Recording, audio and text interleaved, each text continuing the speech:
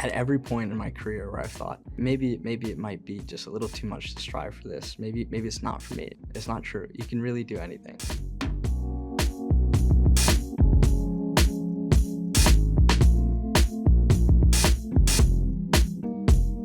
Ethan Barajas, thank you so much for joining me. I'm very excited to chat robots. It's going to be exciting. I'm excited to chat about it too.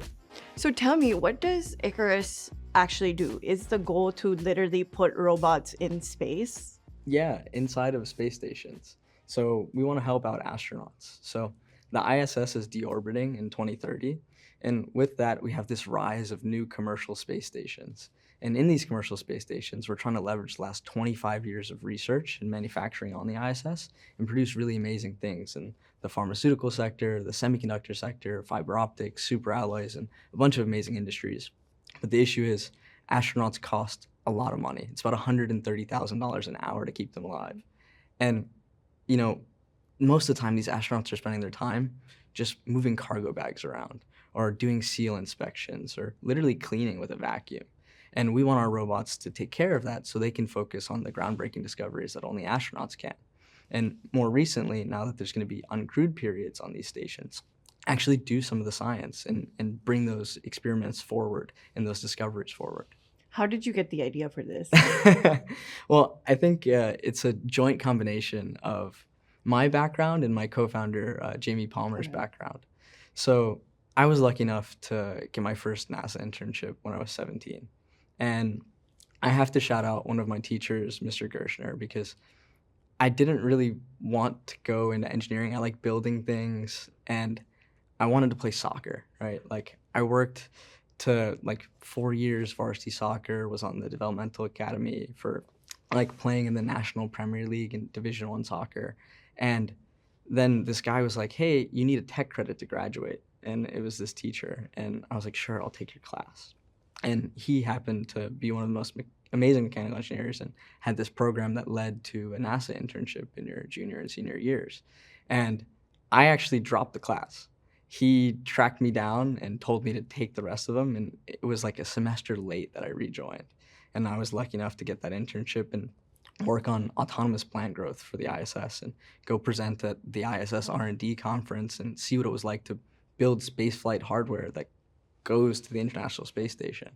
And that's where I was exposed to all these other industries outside of plants. And what Jamie's background is, he's one of the most amazing roboticists that I've met. So he graduated from the University of Trinity, Dublin, actually. He's Irish. Okay. And he used to work for Akara. It was a startup that during COVID was making those, those autonomous UV disinfection robots that would go around and disinfect environments. Yeah. So he worked on that. And then he built a career in Formula One at Mercedes and won races there with Mercedes, and then started to come back to Colombia because he realized that his passion was robotics and not making two cars go fast. And so he got a full ride to Colombia to do dexterous manipulation, did the redesign of one of Time Magazine's best inventions, which was like a dexterous robot hand. And one day we're sitting in the office together when we're talking about companies and businesses that we'd want to build and what our life's work could be. And I'm talking about the benefits of space and how the best cancer therapeutic on Earth that we have is from in-space research and all these different markets that we can unlock and just how hard it is to get astronaut time. Because I remember fighting for 5 minutes of an astronaut's time. And he just looks at me, and we had been friends for a while at this point. And he's just like, you're the biggest idiot I've ever met. This is the best argument anyone's ever made for a robotic labor force. And then that's what really kicked it off. And after that, we went to interview everyone from astronauts to people on the ISS ops planning team to researchers and universities. That's an incredible story. Also, soccer to NASA. Crazy pivot. But it's one thing to have the idea, but how do you actually execute on that? How have you, if I'm correct, you are going to have your first test flight in 2027. So how did we get to that point? So it definitely started with talking to a lot of people. We wanted to know if it was actually a pain point and what this new commercial era of space looks like. And we have rockets launching almost every single day now, payloads to low Earth orbit. And with the government moving away from low Earth orbit and going to the moon and Mars, now industry can take place. So the first thing was to talk to these guys. Where are they going to actually generate their money? Do they care about the science? Do they care about the manufacturing? And then, like I said, talking to the astronauts, what do they actually do all day? What do they spend their time on? And you find out they spend 8 hours sleeping and 2 hours exercising and then calling home and doing things so they don't go crazy. And then the little portion of the day that they do have to do work is, housekeeping. And you really want these astronauts that are trained for bunches of years and come from some of the most insane military backgrounds to do science. And we realized that not only is there a lot of economic value, but it makes sense and it will be beneficial to people. And the people that we work with, and we're lucky enough to actually launch the ISS with, so NASA, ISS National Lab, and Voyager, agreed with us, and they helped us get there, and they reduced the barrier of entry. And where we have questions of, how does this work, and can we actually do this, they help us solve that. And that transition from like government work to commercial work is really key, because what we can do with robotics now is amazing. And when you work with NASA and at NASA, there's a lot of red tape, for better or Okay. for worse. One of the things we talk about all the time is this idea of flight heritage. So there's this database of things like from nuts, bolts, and washers all the way down to full computers. And if it's flown to space, it flies again. And so there's not much forward progress because no one wants to requalify something if it's safe. And we're lucky enough to work with partners that will allow us to push the boundaries of what's ever been sent before. Okay, yeah, I was gonna ask, why commercial and why not work with the government? Mhm. Yeah, the government is amazing, and NASA was founded. We're on the moon 11 years later, but it moves at the speed of government sometimes. And with these new commercial entities, like one example is Vast. Vast is a new commercial space station company. They were founded in 2020, 2021, I believe, and their launch to low Earth orbit with their space station is May of next year. And it's this insane growth curve that you've never seen before that's unlocked this new era of commercial space. And it's like this new golden era of the Apollo missions where we're moving so fast. And that idea of NASA being founded and we're on the moon 11 years later, we're seeing that same resurgence and that same excitement about what we can do in space with these commercial entities. And that's one of the best things that we could ever be a part of. I'm curious to know what these robots look like visually, if you can describe that Yeah. for me. And then what exactly are they doing in space, as someone who might not know much about what's going on up there? So I think the best way to think about it is imagine a floating drone Okay. with bimanual manipulators, so two arms.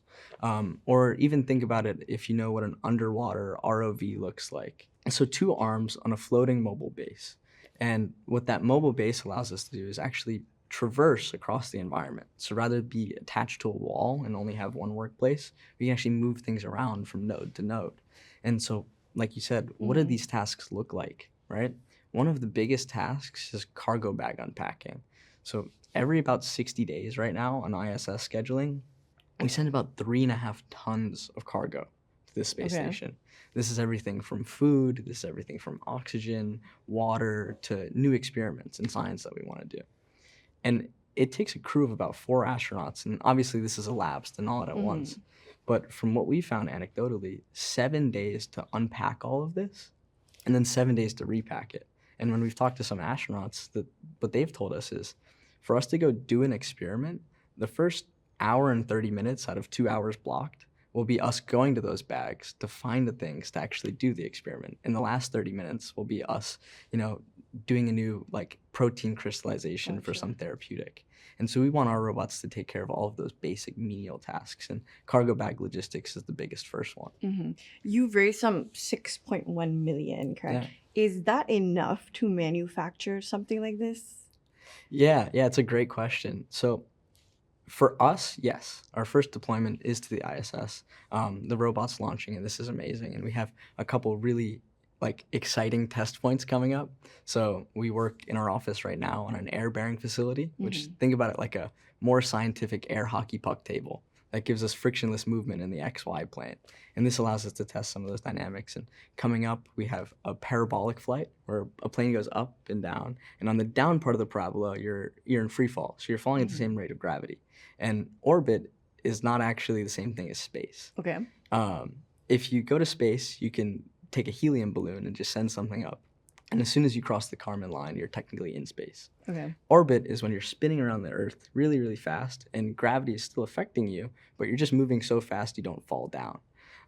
And so that's what the International Space Station is, and that's what that plane represents. And we get to actually test on Earth without deploying to space. Okay. And then the last thing is actually deploying to environment, to the ISS for a full year, where we have 1 week of crewed time to test the robot, and then we can extend further.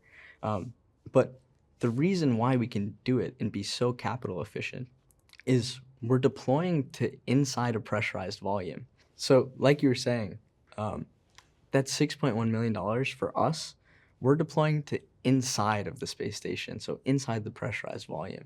And when people think about space, they think about the vacuum of space, the temperature gradients. It's 200 degrees to negative 100. They think about solar radiation pressure. And we're lucky enough to deploy an environment, number one, with astronauts there to help us fix things when it breaks, because the robot is going to break. No robot works first time. But also, it's like this room right here, just sans gravity. And that allows us to use different hardware that's not necessarily rated for the vacuum of space and makes us much more capital efficient. Because at the end of the day, we're solving a robotics problem. And it's, what are the contact dynamics? What does the controls, what are the dynamics of that mobile robot moving things and manipulating things? What is that like? Rather than us solving an aerospace problem. And so that's how we get there much faster. Gotcha. At what point do you start generating revenue with this, or are you already there? Yeah. So right now we're on test programs. Yeah. So we're lucky enough to have the barrier of entry decreased for us to actually launch the robot. It wouldn't be possible with that 6.1 million like you're talking about without the folks that we're working with. And so after you prove out the technology, you can actually have it operating in these environments. But that's really the biggest barrier entry when it comes to space is the technology either works or it doesn't. And if it hasn't been proven yet and you don't have what's quote unquote called flight heritage, you can't really cross into that step. And so right now we're in this really unique period where the phase 2 of the commercial low Earth orbit destination program, that commercial space station program, is actually being put out by NASA and accepting proposals. And one of the things that happened recently was they switched from this continuously crewed model to only asking for 4 crew 1 month at a time. Okay. And as many months as you want. And some of the current models have 4 months out of the year. But this leaves 8 where you're not doing anything. And now you have this floating billion-dollar tin can around the Earth that isn't producing any science, isn't manufacturing anything, and there's no astronauts on board. And so very recently, just in the last couple months, the conversation of what does robotic automation on these stations look like has become that much more pressing.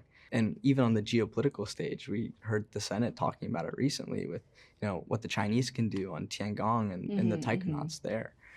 So it's a very interesting period where it's moving very quickly, which is exciting. So is it like the space race, but for like robots?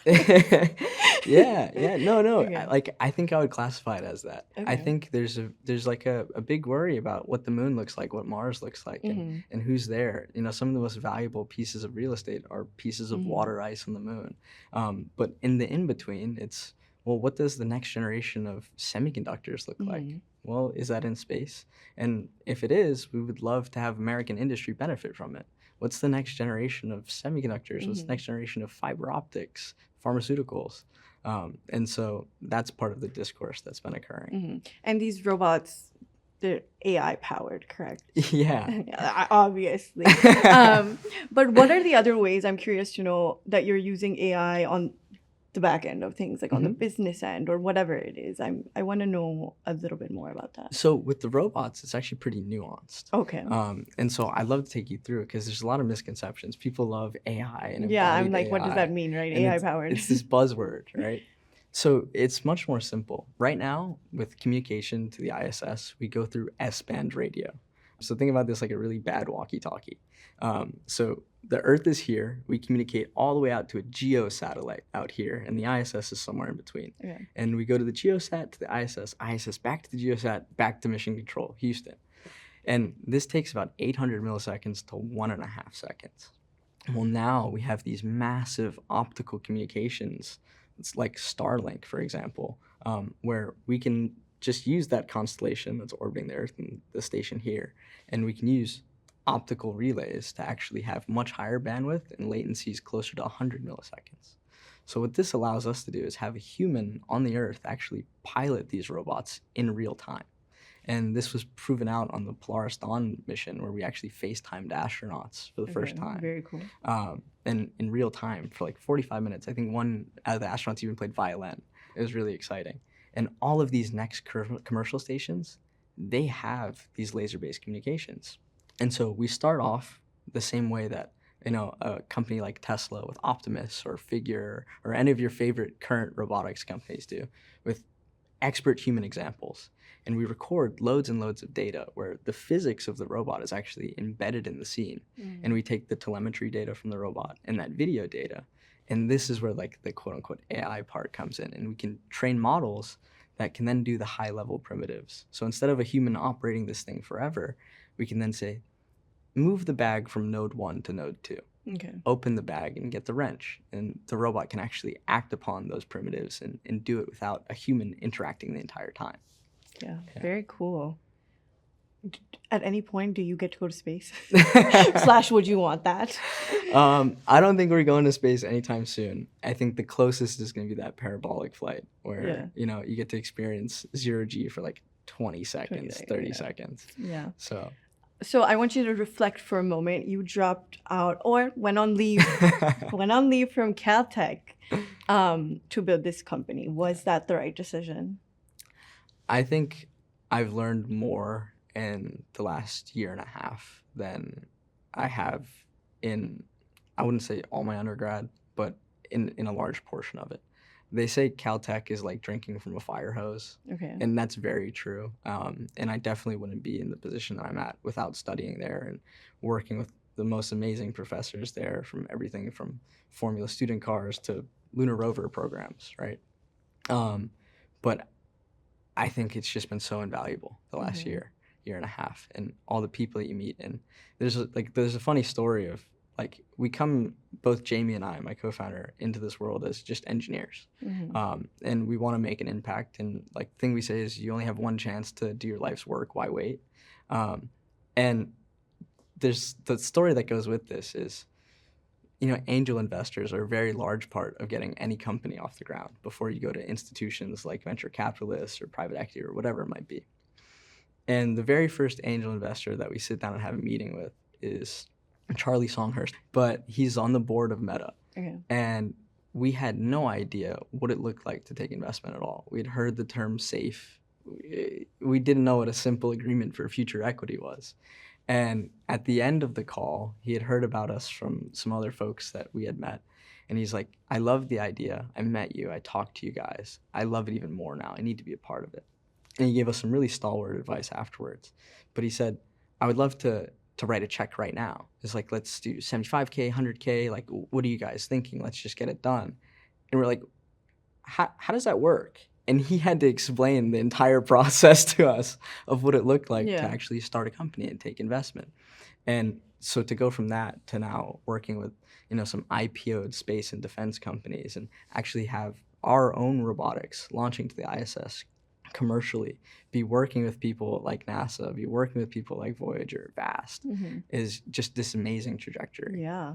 From everything you've learned in this past year about business specifically, is there one key lesson that you keep really close? Yeah, I think the biggest thing is the people matter the most. Okay. A lot of people say this, like, and it might be a little bit of a cliche, but everything is so relationship driven. And you wouldn't believe how much of work and business, whether it be even a university college grant to work on a project or the next commercial space station, comes down with just people's relationships with each other and aligning their goals and what they want to do. And if I could go back and tell myself in the beginning of this, and actually even in the beginning of college, that those relationships matter so much, that would be like the one piece of advice I'd go back and say, like, yeah, Ethan, you just met Kip Thorne. He's a Nobel laureate in physics. You should really go talk to him and like try to get his phone number or shoot him an email and say, thanks for talking to me. That's definitely something I feel like I missed out on. That's a really great point. And as you know, as a first generation American, you know, like what does How has that been a factor? Given the state of politics right now, how do you feel? Let's Yeah, just well, start there. yeah. Well, slight correction, I'm second generation. Okay, So sorry. no worries, no worries. Yeah. But it's just an interesting climate. I think, everything from what we're seeing geopolitically, even in our work, to what's going on with folks that we bring onto the team. Like, Jamie's an immigrant himself. Mhm. He's from Ireland, right? And we work with the government. And you have to pass ITAR clearances and EAR and security. And then we try to sponsor visas because we know what that American dream is like. And that's always something that's been really, really key to us. Mhm.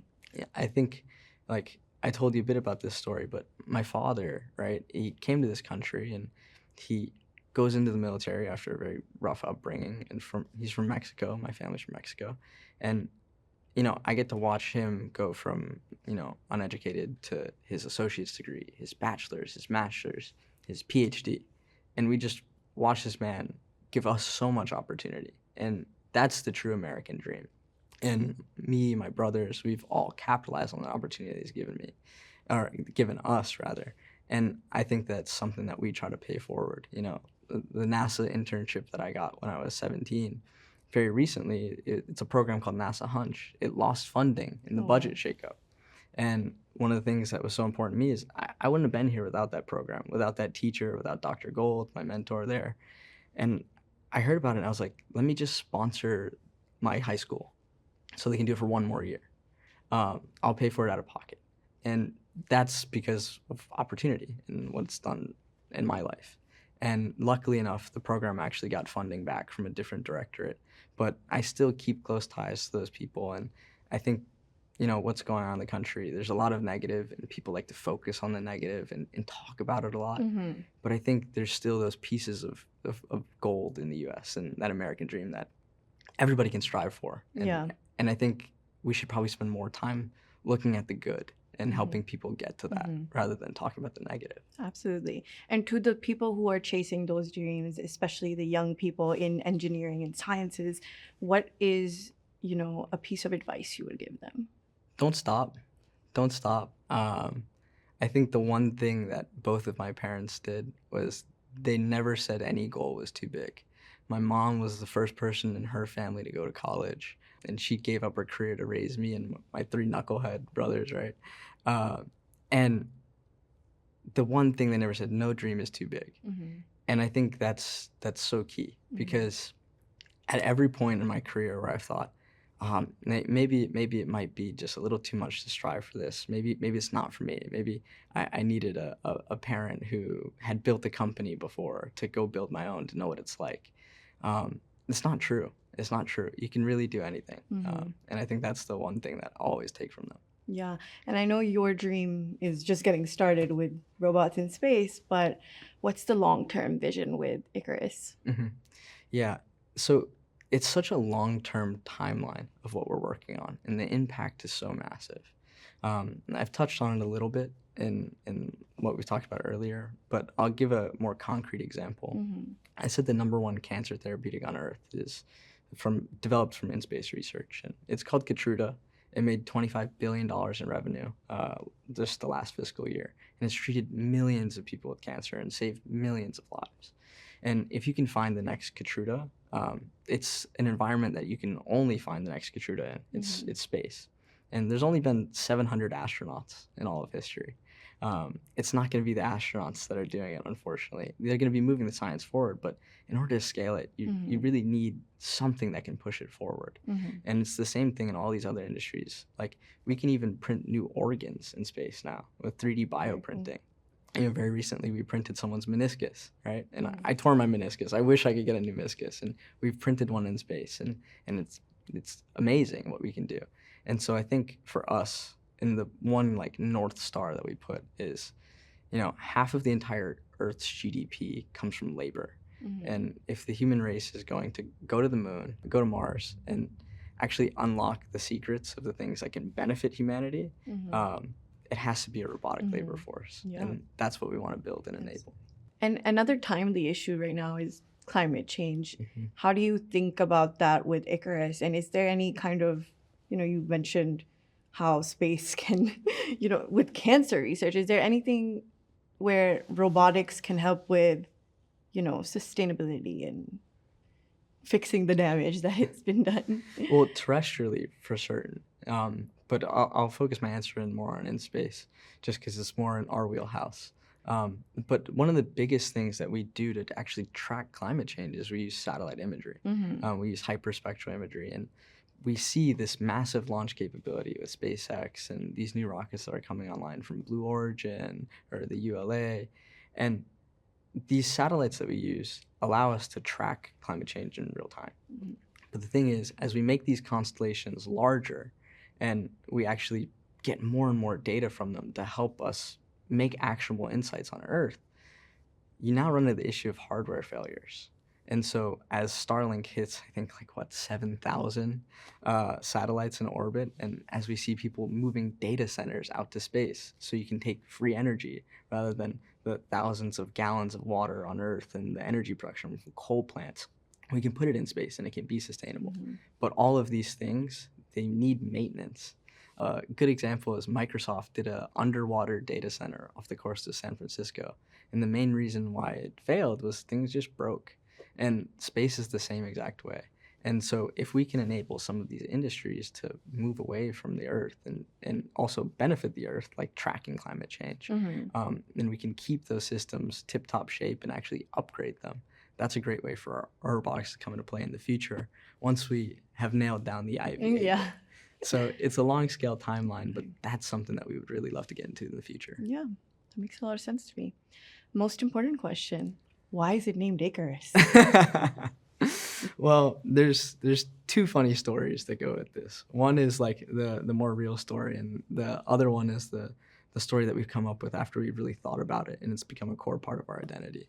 The first story is when we went through this program called Entrepreneurial First, Jamie and I. It's where we first met. It's a program where they just bring people with cool backgrounds to work on a passion for the summer that could potentially turn into a company.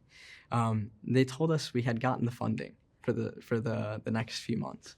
And at the time, our company name was Aura.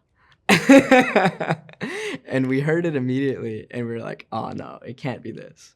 And they were like, okay, but we have to incorporate the company to give you guys an investment so you can start working on this. You have to give us a name, like, quick. And we were just throwing stuff out. And Jamie comes up with Icarus. And we're like, yeah, that's cool. I like that. It's really cool. And then we went with it in the moment. But afterwards, we sat down and we thought about it for a while. And we both said that when we built this company, we're going to take the biggest swing possible. Only one time to do your life's work. And the story of Icarus is someone that had ambition, but also hubris. And he flew too close to the sun. And it's a bit on the nose for a space company, right? But the second part of this story is his father says, don't fly too high, but also don't fly too low, or else your wings will get wet and you'll crash in the sea.